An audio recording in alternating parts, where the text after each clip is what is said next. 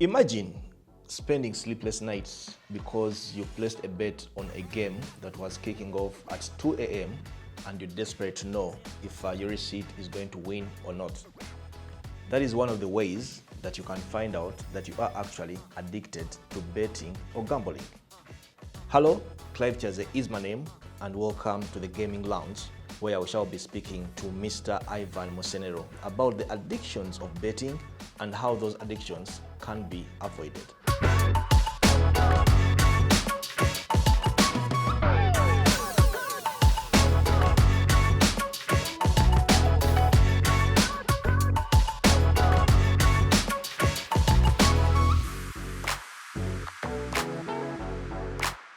Mr. Musenero, thank you for allowing me to talk to us. Maybe we can start by you giving us the definition of problem gambling. Problem gambling is when someone gambles beyond limits, and also they gamble beyond without even thinking of the harmful effects. Or even if there are harmful effects, they don't care about them. What they care about is gambling. It's preoccupied in their mind, and that's all they think about from morning to evening. So that's why we call it problem gambling.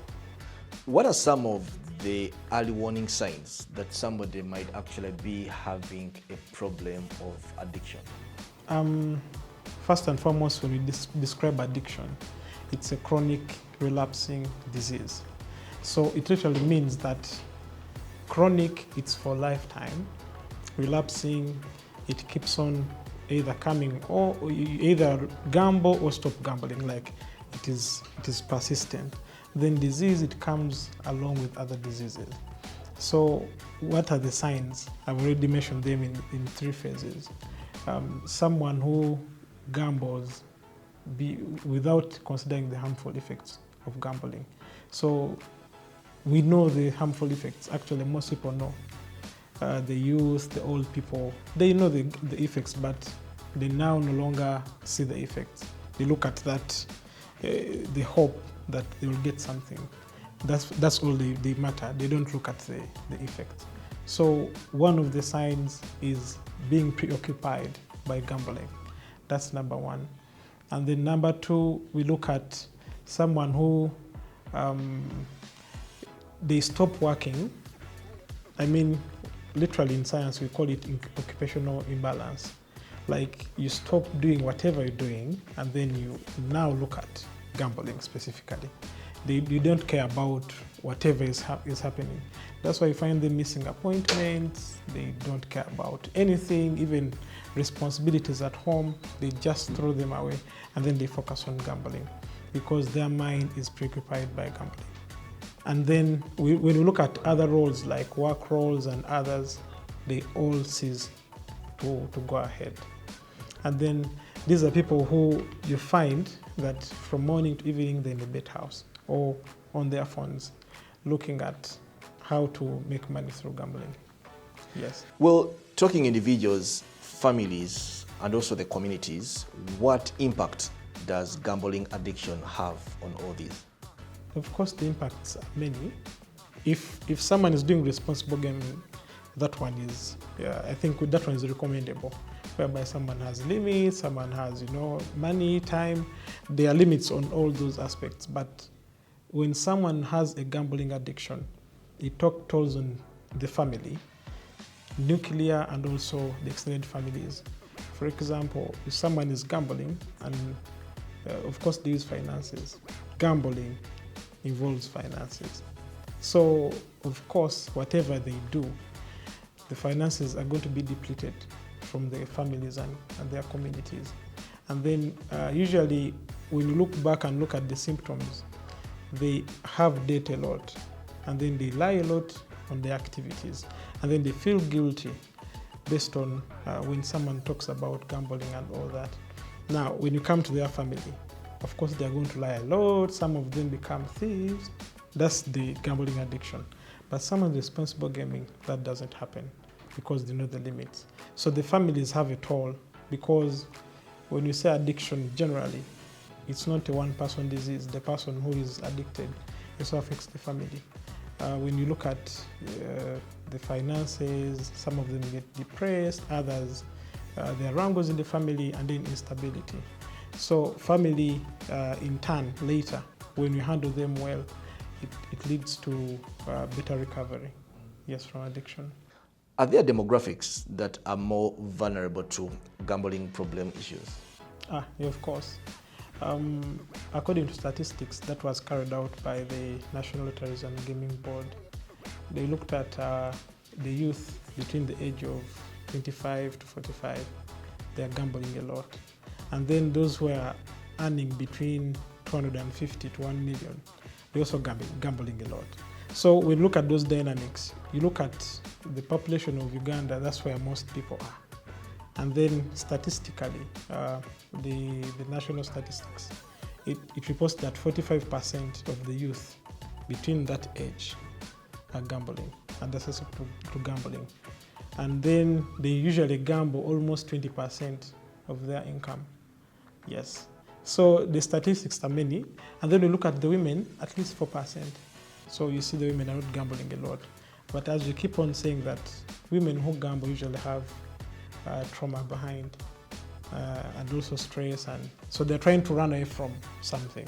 But then the men, they are there because they're chasing something. They're chasing maybe losses, or they are chasing something because it gives them hope. Yes.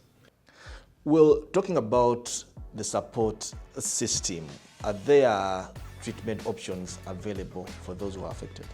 There are very many. I will start with the community.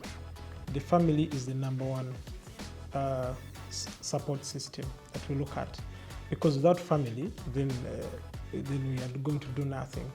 And then when you go from family, we go to the professionals like us, the addiction professionals, the psychologists, the occupational therapists, the psychiatrists. Because when you're trying to treat this person, it involves medication, it involves therapy, it involves psychotherapy, it involves social work, and many things. So in those interventions, we look at behavior interventions, cognitive behavior therapy, and then financial management, social skills training. When you look at someone who has a gambling addiction problem, they usually have 5 issues. They don't know how to solve problems, so meaning problem solving is a deficit. They don't have social skills, so they don't know how to interact with people. So they rather interact with the machine rather than the people. And then they have poor communication skills. And then they have poor financial management, and then anger management, those 5. So when you keep them with these life skills, they get better. But also, gambling addiction comes along with other problems. For example, depression. So when you find that depression or bipolar, then we also involve medication in that. Then some of them have psychological problems. It's realized that most people who have undiagnosed ADHD, which is attention deficit hyperactivity disorder, are susceptible to gambling because their attention span is low. So some of them who are undiagnosed are susceptible to that. And then we also looked at some people who have trauma. And people don't know this. Many individuals have trauma, like accident traumas and many traumas. They also lead them to gambling. Yes. Now, talking occupational therapy, what role is it playing in addressing the gambling addiction? Okay, I'm going to talk about occupational therapy first, then look at how it addresses gambling addiction. So occupational therapy is a treatment modality. It's a branch of medicine that looks at treatment of different disorders, not only gambling addiction, but even cancer or others. But their medicine is activity-based. So they use activities and to equip the individual to live independently. Now, when related to addiction, gambling addiction, usually they look at 3 aspects. When someone is having a gambling addiction, 3 aspects are affected. One of them is occupational imbalance. So their occupations are imbalanced. Either they're going to be in the bed house for long and then they won't shower, they won't go home and everything gets messed up, or they have occupational deprivation. So they are only preoccupied by gambling. So they're not doing anything else. So they are deprived of the normal progress, the normal processes of doing the day-to-day activities, or occupational alienation. Like they leave the normal things people do. For example, when you wake up, you need to shower, have breakfast, then dress up, make up, and then go. Now they only wake up, whatever they put on doesn't care, and then they go to the bed house. So when you look at those three things, that's where the occupational therapist comes in. And then also equipping them with those skills that I mentioned before, especially the 5 skills: financial literacy, social skills, assertiveness skills training, and then problem solving. I think the last one was, anger management, if I did myself. Yes, something like that.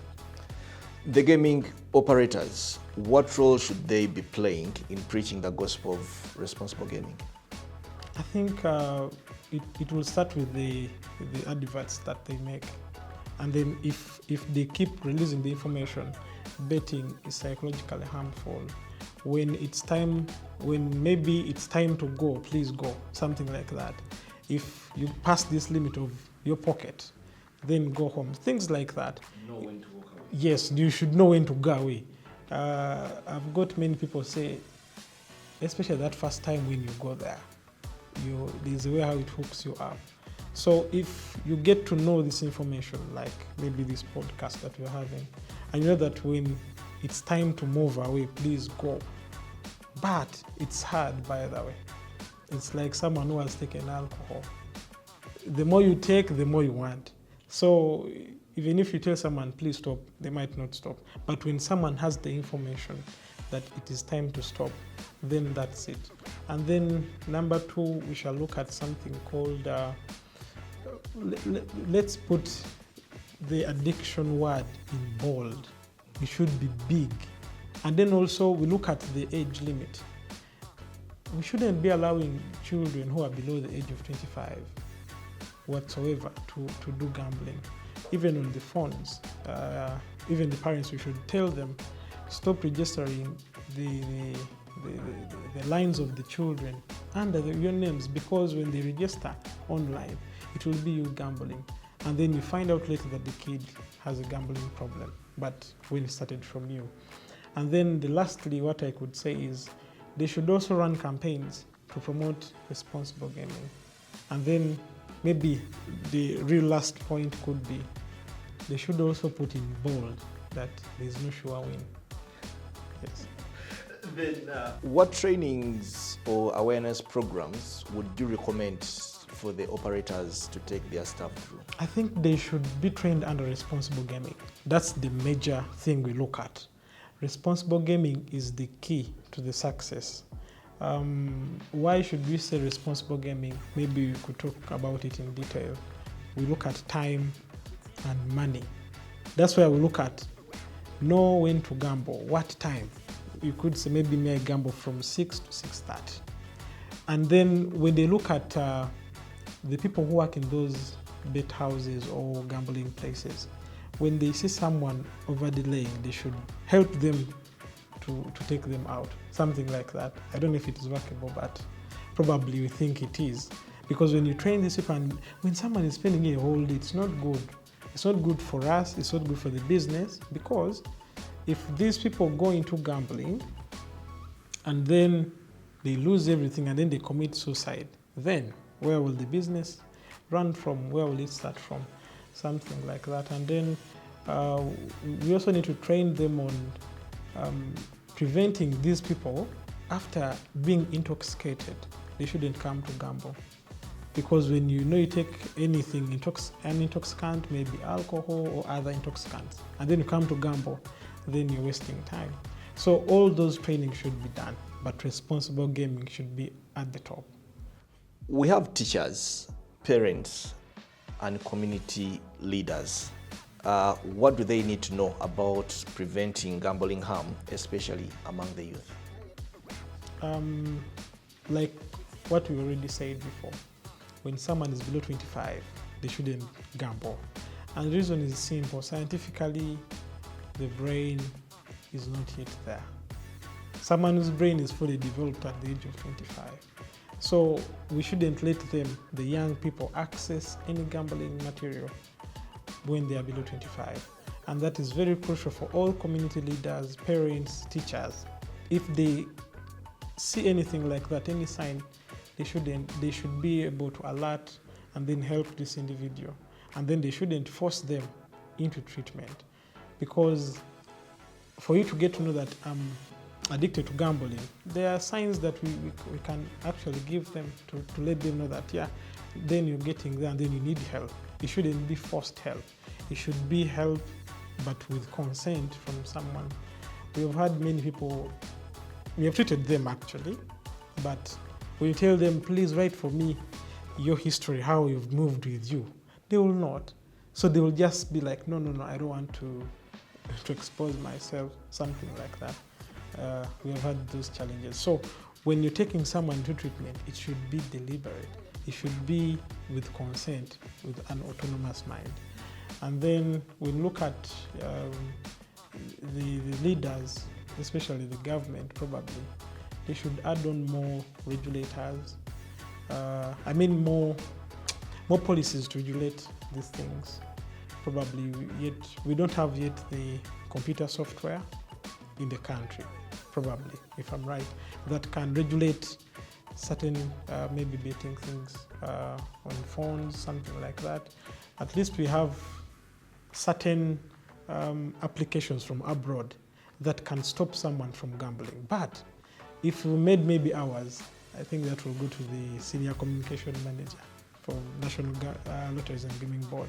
If they could design a software for Ugandans, which is coming from Uganda, that can stop someone who wants to bet on either tablets or phones, everywhere they go, as long as the software identifies this particular email in anywhere or any phone number, then this person should bet. Because many people want to leave it, by the way, but they can't stop. And we've tried to manage many of them, but they say, I can't stop this thing. So if there's that way also, they could also put in some finances to make the application. It will help the youth. Let's say I am developing a gambling problem. What kind of advice do you have for a person like me? We can look at some of the symptoms that someone could see. If you see you have a lot of debt, if you find yourself lying a lot to obtain money, if you find yourself always preoccupied by gambling, when you don't gamble, you feel like you want to die, then there's a problem. Because we have seen some people who, when they don't place a bet, either they win or lose, they will not sleep that night. So if you see you have even sleep problems because of gambling, then you have to seek help. You can go through the board. It's there to send such people to us, and then we shall be able to help. But gambling, someone can recover fully because we have them in community, though they don't want to come out and maybe be on camera or write stories, but there are very many of them. They recover. But even recovery needs follow-up because gambling is everywhere. It's borderless. Even if you took my phone, I can gamble from anywhere. Yeah, that's my thing. Your closing remarks? Final remarks, I would like to thank the government for putting up such an organization to at least regulate the gambling sector, which is also a very good tax income to the government. So we thank the government so much and President Museveni, because these are all his initiatives. So thank you so much. That's it. Well, that has been Mr. Ivan Musenero, an occupational therapist, or you can call him a gambling addiction specialist. Clive Chaze is my name, and you've been watching the Gaming Lounge podcast powered by the National Lotteries and Gaming Regulatory Board. Catch you again in the next episode.